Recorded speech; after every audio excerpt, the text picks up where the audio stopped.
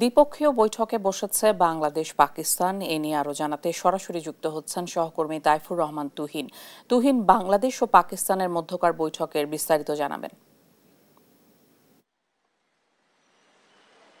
ইশিকা, আপনাকে ধন্যবাদ। জানেন যে পাকিস্তানের পররাষ্ট্রমন্ত্রী একই সাথে উপপ্রধানমন্ত্রী তিনি কিন্তু বাংলাদেশের সফরের দ্বিতীয় দিনে আজকে সকালে এই সোনারগাঁতে হোটেল সোনারগাঁয়ে কিন্তু আমরা দেখেছি যে বাংলাদেশের পররাষ্ট্র উপদেষ্টা সেই সাথে স্বরাষ্ট্র উপদেষ্টা সহ প্রায় 3 জন উপদেষ্টার সাথে কিন্তু বৈঠক বসেছেন সকাল 10টায়।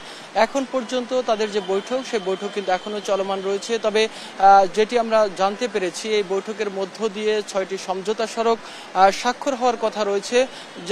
যেখানে যে বিষয়গুলোতে থাকবে যে দুদেশের স্বার্থ সংশ্লিষ্ট যে বিষয়গুলো রয়েছে সেই বিষয়গুলোর পাশাপাশি দুদেশের বাণিজ্য সম্পর্ক যাতে আরো বৃদ্ধি করা যায় সেই বিষয়গুলো কিন্তু উঠে আসবে।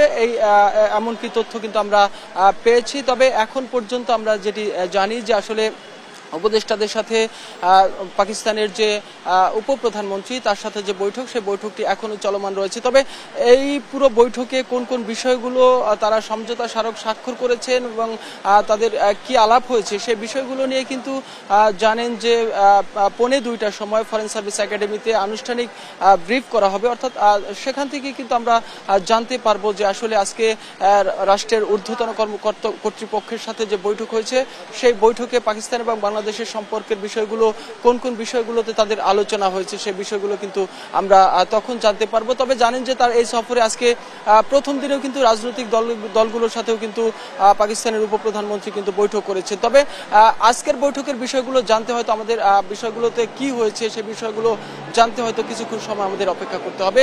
আমরা জানলে আপনার মাধ্যমে দর্শকদেরকে জানিয়ে দিতে পারবো। তো এই ছিল হোটেল সোনারগাঁ থেকে আমার কাছে সর্বশেষ।